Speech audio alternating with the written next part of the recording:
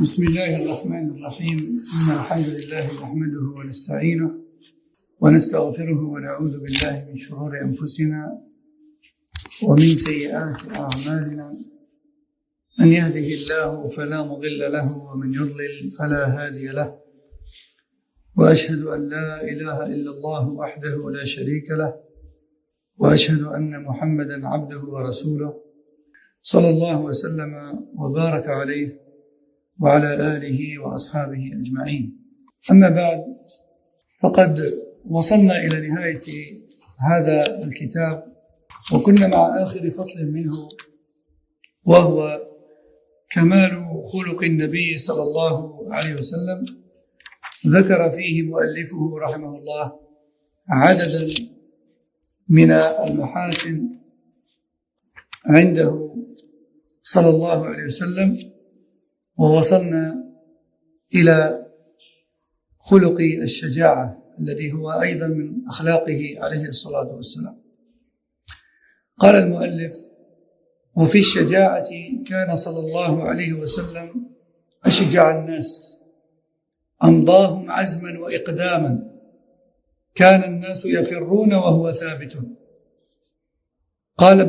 قال العباس ابن عبد المطلب رضي الله عنه: لما التقى المسلمون والكفار، يعني في حنين، وولى المسلمون مدبرين، طفق رسول الله صلى الله عليه وسلم يركض بغلته نحو الكفار، وأنا آخذ بلجامها أكفها إرادة ألا تسرع. وكان يقول حينئذ: أنا النبي لا كذب، أنا ابن عبد المطلب. أخرجه مسلم. وقال علي رضي الله عنه: كنا إذا احمر البأس ولقي القوم القوم اتقينا برسول الله. اتقينا يعني حمينا أنفسنا برسول الله، يعني جعلنا نقف خلف رسول الله صلى الله عليه وسلم. سبحان الله. قال: كنا إذا احمر البأس ولقي القوم القوم، يعني في الجهاد، يعني في الحرب، اتقينا برسول الله صلى الله عليه وسلم، فما يكون أحد أقرب إلى العدو منه. أخرجه أحمد. وقال أنس رضي الله عنه: كان رسول الله صلى الله عليه وسلم أحسن الناس، وكان أجود الناس، وكان أشجع الناس. ولقد فزع أهل المدينة ذات ليلة، فانطلق ناس قبل الصوت، فتلقاهم رسول الله صلى الله عليه وسلم راجعا، يعني هو خلاص خرج ورجع، هم ما زال. فانطلق ناس قبل الصوت فتلقاهم رسول الله صلى الله عليه وسلم راجعا، وقد سبقهم إلى الصوت، وهو على فرس لأبي طلحة في عنقه السيف، وهو يقول: لم تراعوا لم تراعوا، يعني لم تقوموا باللازم، يعني لقد بطأتم، كان عليكم أن تسرعوا. لم تراعوا لم تراعوا. قال: وجدناه، يعني أنس قال: وجدناه بحرا، أو إنه لبحر، وكان فرسا يبطأ. رواه البخاري. Donc, nous sommes à la fin de ce livre qui s'intitule Le bon comportement, Cheikh Ibn Uthaymin rahimahullah, et nous sommes toujours dans le dernier chapitre de ce livre qui traite du bon comportement et des bons traits de caractère du prophète sallallahu alayhi wa sallam. Donc la semaine dernière, on a cité quelques-uns de ces bons traits de caractère dans son comportement, et nous sommes arrivés à son courage, alayhi salatu wassalam. En effet, le prophète sallallahu alayhi wa sallam, il était le plus courageux des gens et le plus ambitieux dans les choses. Parfois, les gens avaient tendance à reculer, voire même à fuir de peur, mais pas lui, alayhi salatu wassalam. Al-Abbas ibn Abd al-Muttalib a dit: le jour où l'armée musulmane s'est trouvée face à l'armée polythéiste dans la bataille de Hunayn, certains musulmans ont pris peur et ont fait un pas en arrière. Mais le prophète sallallahu alayhi wa sallam, lui, ne cessait d'avancer en remuant son mulet au point où je devais le retenir par sa corde afin qu'il n'avance pas trop vite. Le prophète sallallahu alayhi wa sallam avançait sans réfléchir et il disait: je suis le prophète, je ne suis pas un mensonge, je suis le descendant d'Ibn Abdel Muttalib. Rapporté par Muslim. Ali ibn Abi Talib, qu'Allah a dit, lorsque les batailles faisaient rage, nous nous mettons en protection derrière le prophète sallallahu alayhi wa sallam sur le champ de bataille. Non. Le prophète sallallahu alayhi wa sallam était toujours au front. Il ne se mettait pas dans une base arrière à l'abri des attaques. Le Rasul sallallahu alayhi wa sallam, lorsqu'il était en guerre, il était au front. Et même à l'avant du front. Anas, qu'Allah l'agrée, dit, le prophète sallallahu alayhi wa sallam était le meilleur des gens, le plus généreux et le plus courageux. Un jour, en pleine nuit, un gros bruit s'est fait entendre à l'entrée de la ville. Et les gens se sont levés et sont sortis de chez eux afin d'aller voir ce qui s'est passé. Quel est ce gros bruit à la sortie de la ville? Et alors qu'ils se dirigeaient vers les portes de Médine,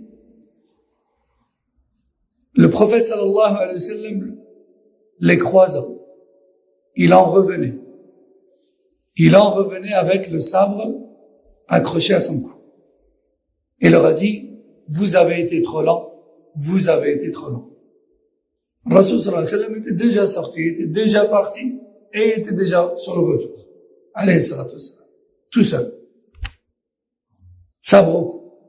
Le messager d'Allah, alayhi salatu wassalam, le gouverneur des musulmans. Donc voyez à quel point c'était un homme courageux, alayhi salatu wassalam. Passait toute sa confiance en Allah, jalla wa ala. Il n'avait peur de rien.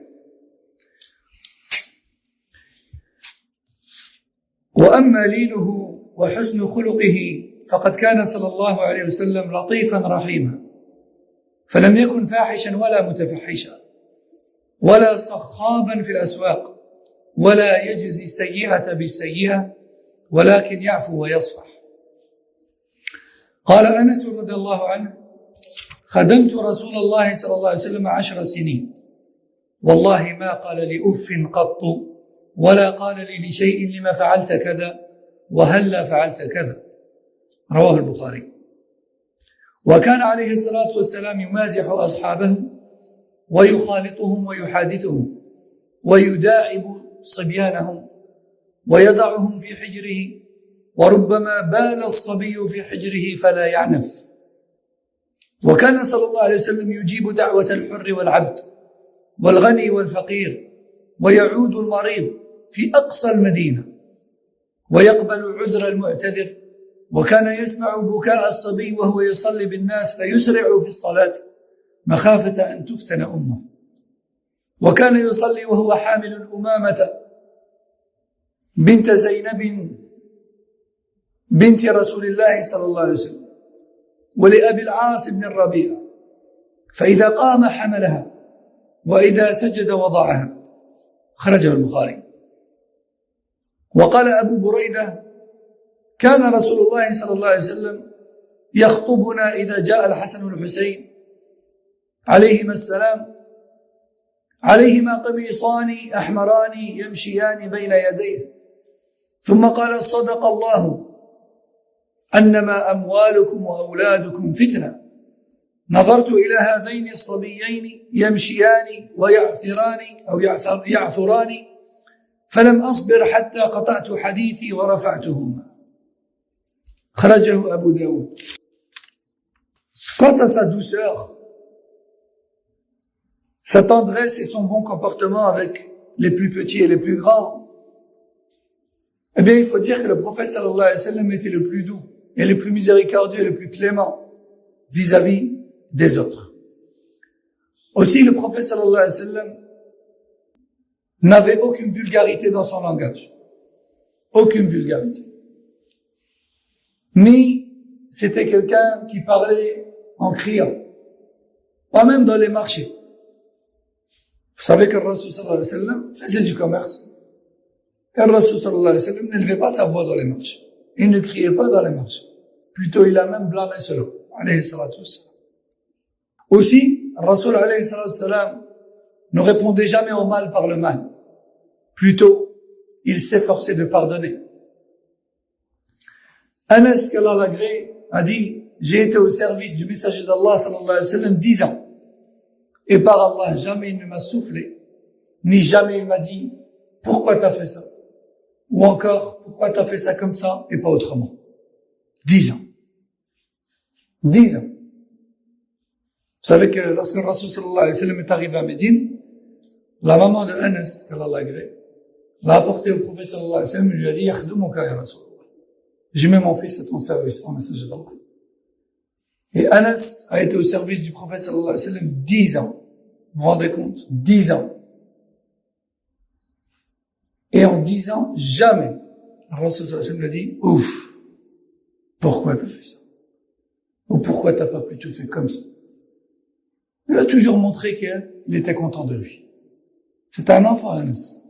Quand il est arrivé à Néa, quand sa maman l'a apporté, il était tout petit. Hein. Il a apporté l'eau pour ses ablutions, en cas de... Et jamais le Rasoul sallallahu alayhi wa sallam lui a reproché quoi que ce soit. Pourtant, à cet âge-là, il est sûr et certain qu'on fait des erreurs. Il est sûr et certain qu'il y a des choses qu'on fait pas comme il faut. Et pourtant. Aussi, le Rasoul sallallahu alayhi wa sallam avait l'habitude de plaisanter avec ses compagnons. Et de se mélanger à eux.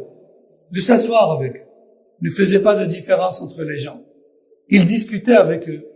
Et, il jouait avec eux. Et même avec leurs enfants. Il prenait aussi leurs enfants sur ses genoux et faisait preuve de gentillesse avec eux. Il arrivait même à ce que l'enfant urine sur ses genoux et le Rasoul sallallahu alayhi wa sallam ne se mettait jamais en colère. Le prophète sallallahu alayhi wa sallam répondait à toutes les invitations, qu'elles lui viennent d'une personne libre ou esclave, qu'elles lui viennent d'une personne riche ou pauvre. Le Rasoul sallallahu alayhi wa sallam rendait visite aux malades, même s'ils se trouvaient au bout de la ville. Rasoul sallallahu alayhi wa sallam acceptait toutes les excuses. Et il était tellement clément et miséricordieux envers les autres qu'il lui arrivait même d'accélérer sa prière par compassion envers la maman du bébé qu'il entendait pleurer derrière. Lorsqu'ils étaient en prière, s'il entendait un enfant pleurer, par peur, que la maman soit triste, attristée et angoissée par son enfant qui la réclame et qui pleure, eh bien, il accélérait sa prière. Aussi, Rasoul sallallahu alayhi wa sallam accomplissait parfois la prière en portant certains enfants, en pleine prière. Comme par exemple, Umama, la fille de Zaynab. Donc, Umama, sa petite fille. Il l'a portée lorsqu'il était debout. Et il l'a déposée au sol lorsqu'il se prosternait, en pleine prière. Aujourd'hui, si tu fais ça, certaines personnes vont te dire, mais qu'est-ce que c'est que ça qu'est-ce que c'est que ça pour une prière? Il prie ou il joue avec son enfant? Pourquoi il porte son enfant dans la prière? Alors que c'est la manière de faire de Rasoul. Alayhi salam, et en kamal. Surtout s'il y a besoin de le porter. Comme lorsqu'il pleure ou comme lorsqu'il risque un danger. Parfois, il est nécessaire de le porter. Ou lorsqu'il risque de tomber dans les escaliers ou quelque chose de ce genre. Al-Muhim, dans ce hadith, il n'est pas précisé qu'il était en danger. Mais il dit, allez, surtout si. Non, parfois il te demande. Rasoul sallallahu alayhi wa sallam, parfois le Hassan al-Hussein lui montait sur son dos pendant qu'il était en sujoud. Et Rasoul sallallahu alayhi wa sallam ne le retirait pas de son dos. Plutôt, il attendait qu'il redescende. Et parfois, ça restait longtemps. Le Sahaba, radhiyallahu anhum, disait, on levait la tête pour voir ce qui s'est passé. Peut-être qu'il s'est endormi. Peut-être qu'il lui est arrivé quelque chose. Et il trouvait que c'était le Hassan al-Hussein qui était sur son dos. Il attendait. Lorsqu'ils en avaient marre, qu'il descendait, il se relevait. Il les brusquait pas. Rasulullah sallallahu alayhi wa sallam. Pourtant, il priait avec les gens. Donc, il portait Umama. Et, donc, il l'a porté dans ses bras en position debout, puis il l'a déposé au sol en position prosternée. Abu Burayda rapporte qu'une fois, le prophète sallallahu alayhi wa sallam était en train de nous exhorter. Et à ce moment-là, ses petits-fils, Al-Hassan et Al-Hussein, sont passés devant lui. Ils sont passés devant lui et ils portaient tous deux un qamis rouge. Il n'a pu s'empêcher de couper son discours et de le prendre à bras. Puis, il a marqué un temps d'arrêt et il a récité la parole d'Allah qui a pour sens: vos biens et vos enfants ne sont qu'une épreuve et une tentation pour vous. Puis il a dit: Allah a dit vrai. Je n'ai pas pu m'empêcher de couper mon discours qui était important pour porter mes petits-enfants. Rasoul, pas pu s'empêcher de faire preuve de douceur envers eux lorsqu'ils sont passés devant lui et il les a portés. Alayhi salatu wassalam. وقال الحسن بن علي, alors imaginez-vous juste un instant. Il y a la différence entre le comportement de cet homme, qui est le meilleur des hommes, et celui de ceux qui repoussent un enfant qui est arrivé avant tout le monde à la mosquée et qui s'est placé au premier rang, qui lui disent: va derrière, t'as un enfant toi. Vous avez vu la différence entre le comportement du messager d'Allah et de certaines personnes qui sont censées le suivre en toutes choses? Est-ce que ça, c'est normal? Est-ce que le Rasoul sallallahu alayhi wa sallam, qui fait preuve de compassion envers un enfant dont l'oiseau est mort, qui vient et qui lui dit: qu'est-ce qu'il a eu ton petit oiseau? Il les porte, il joue avec eux, etc. Est-ce que vous pensez qu'il voit un enfant qui atteint l'âge de raison et de distinction venir dans un rang et le rejeter derrière? C'est possible ça? Qu'Allah nous guide. قال الحسن بن علي رضي الله عنهما: سألت أبي عن سير النبي صلى الله عليه وسلم في جلسائه فقال: كان النبي صلى الله عليه وسلم دائم البشر، يبتسم سهل الخلق، لين الجانب، ليس بفظ ولا غليظ ولا صخاب ولا عياب ولا مشاح، يتغافل عما لا يشتهي ولا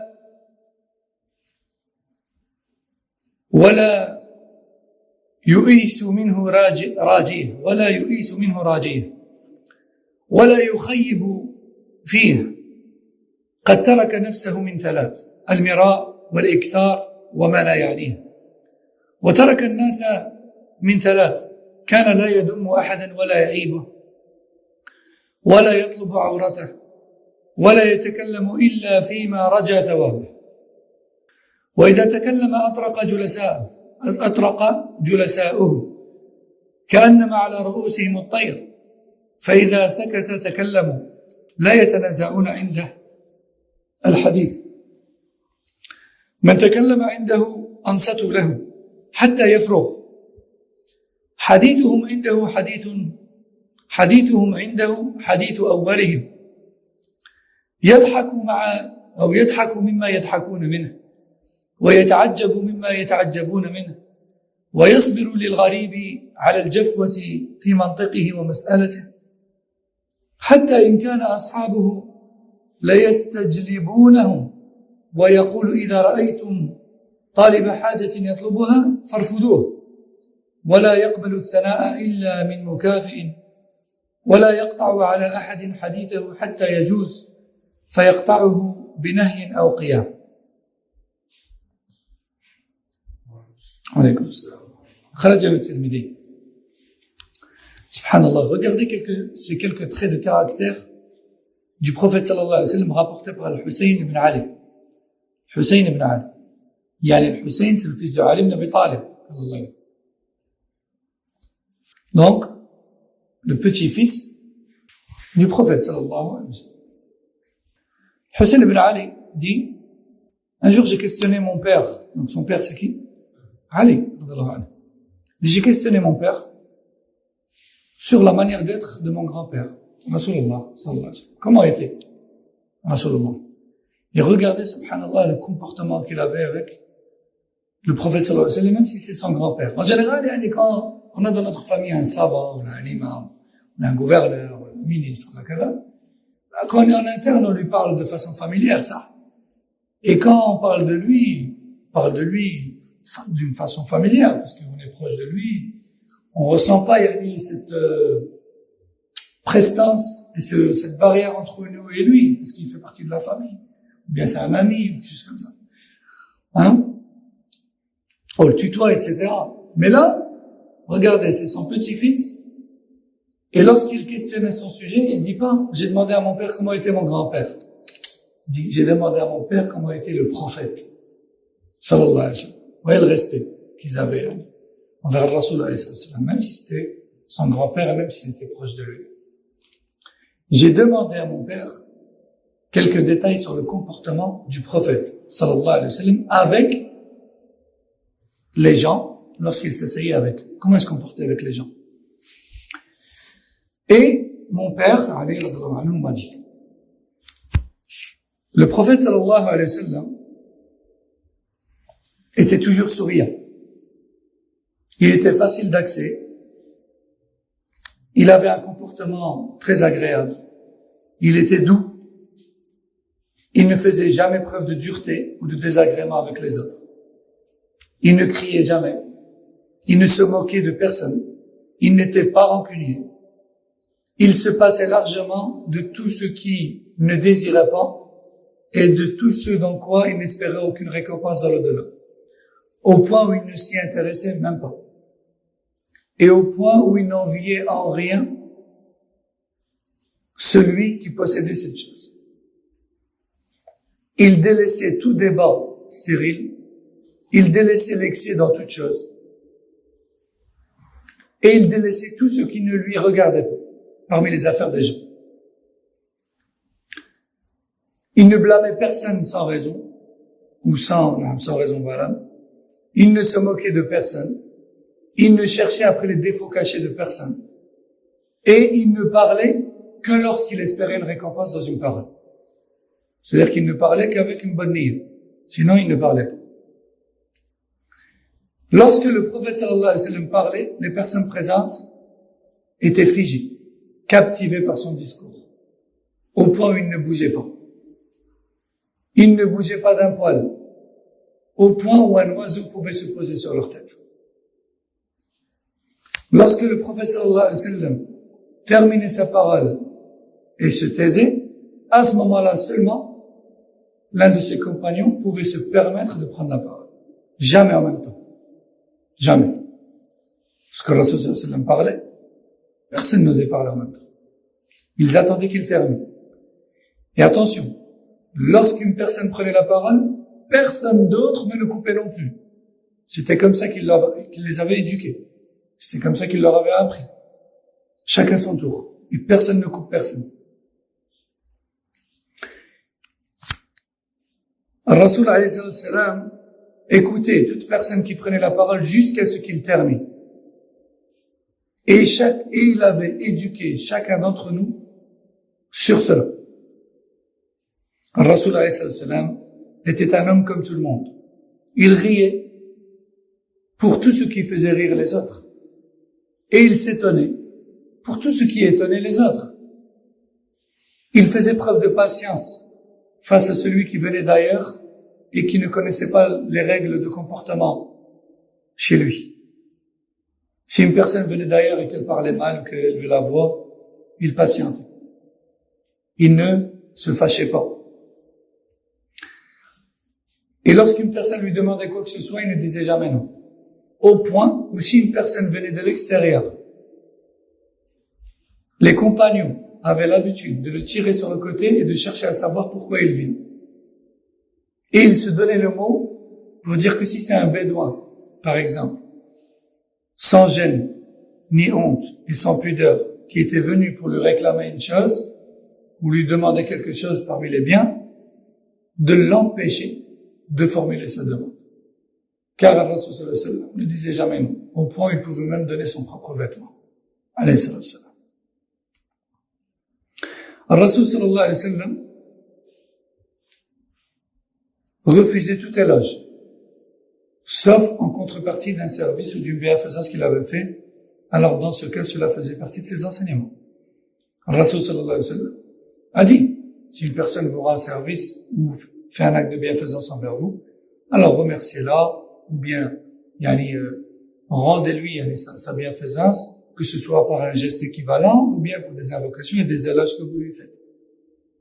Rasul sallallahu alayhi wa sallam lui refusait les éloges, sauf en échange d'une bienfaisance. Dans ce cas-là, il ne contredisait pas son enseignement et il laissait dire. Si ces éloges ou bien ce discours s'éternisait, il ne coupait pas la personne, mais si c'était de trop, alors il se levait. Il ne coupait jamais la personne. Il ne coupait jamais la personne et il attendait qu'elle termine.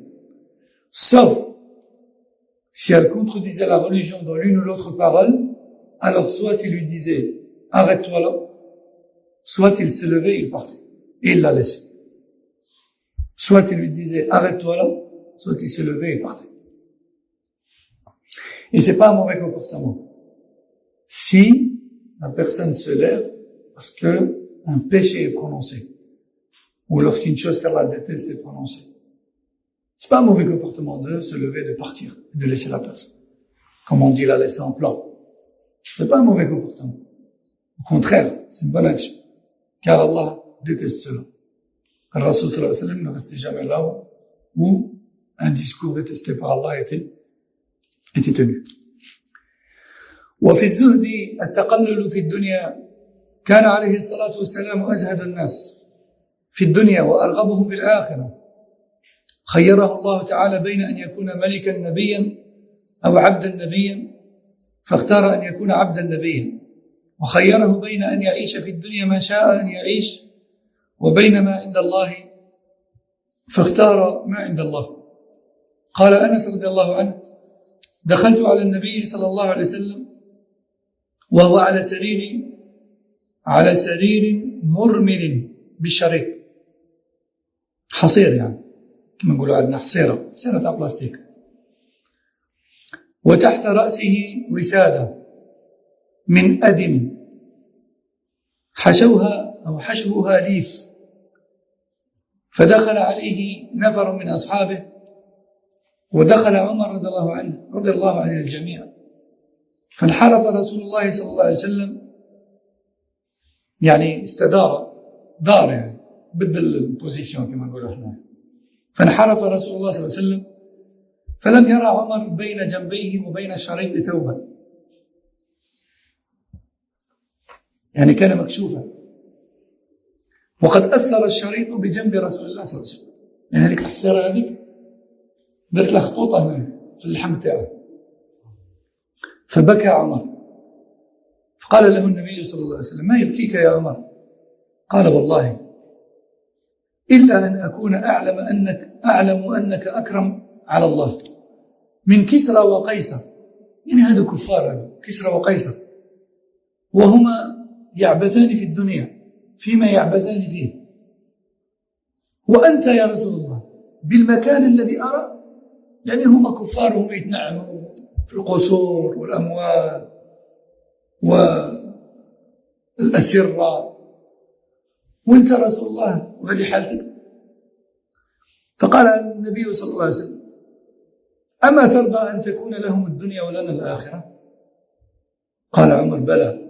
قال فإنه كذاك رواه أحمد. فهذه درر من أخلاق النبي صلى الله عليه وسلم فاتخذوها نبراسا لكم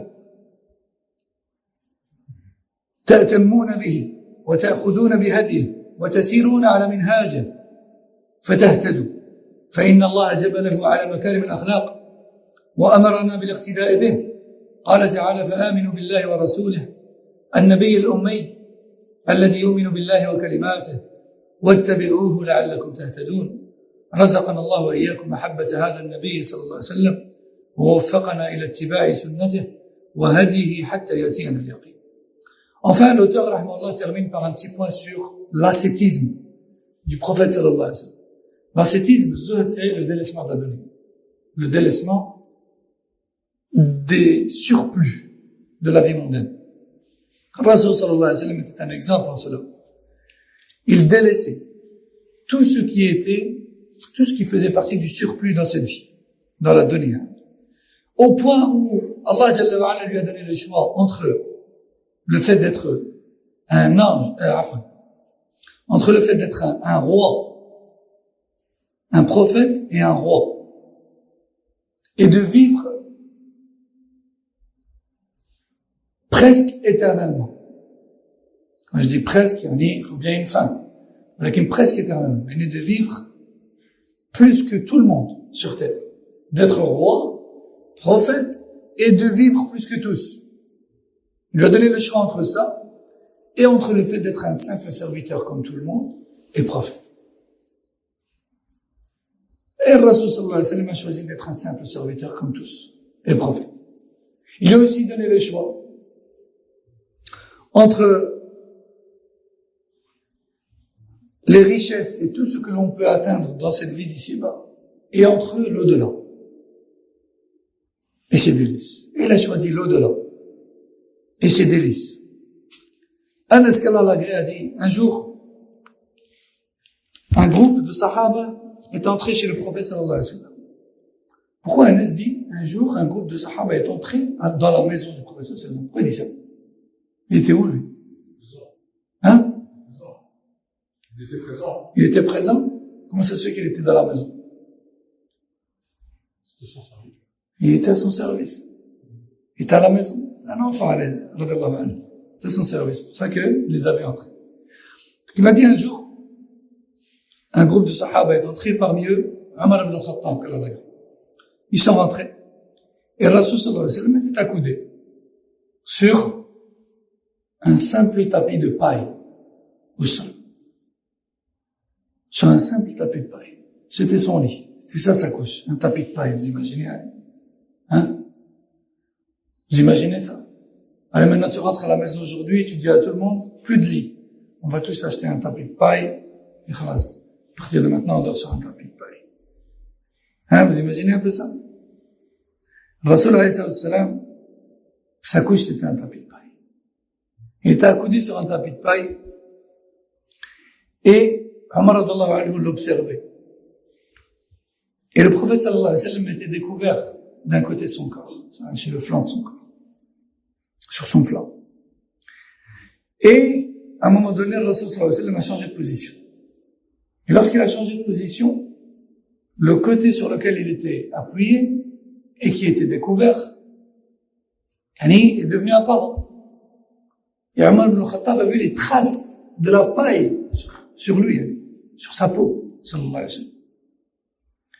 Et il s'est mis à pleurer. Et le professeur m'a dit, pourquoi tu pleures, Omar? Il m'a dit, par Allah, ce qui me fait pleurer, c'est que les plus grandes puissances mécréantes de cette époque-là, qui sont donc Kisra et Qaysar, ce sont des mécréants. Et pourtant, ils jouissent de tous les biens de cette donnée. Ils vivent un confort inégalé à cette époque-là. Et toi, tu es le messager d'Allah. Et tu es dans cet état. Et ça me fait mal au cœur, il a voulu dire. Comment est-ce possible que le meilleur des hommes, le messager d'Allah, soit dans cet état? Et ces gens-là qui sont les pires, ils vivent dans ce confort-là.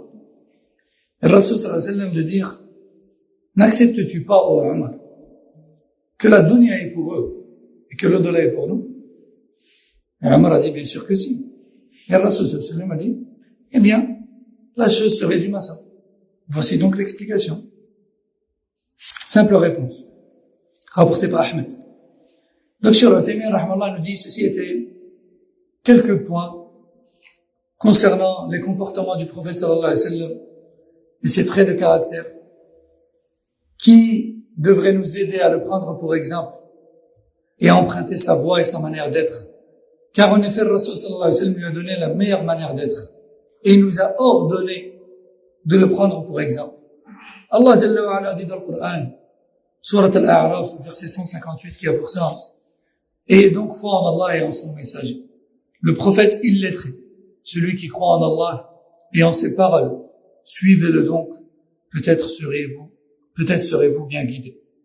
Qu'Allah Azza wa Jalla nous mette dans notre cœur le véritable amour de ce prophète, sallallahu alayhi wa sallam, et qu'Allah nous donne le succès dans le suivi de sa pratique et de sa voie, et ce jusqu'à la mort. Et ainsi on a terminé ce livre, walhamdulillahi rabbil alamin, alladhi bi ni'matihi tatimmu as-salihat. Et Inch'Allah ta'ala, dès que j'aurai décidé le prochain livre du vendredi, Inch'Allah, je vous en informerai. Subhanakallahumma wa bihamdik, ashhadu an la ilaha illa ant, astaghfiruka wa atubu ilayk. Sallallahu wa sallam wa barak ala nabiyyina Muhammad wa ala alihi wa ashabihi ajma'in. Assalamu alaykum wa rahmatullahi wa barakatuh.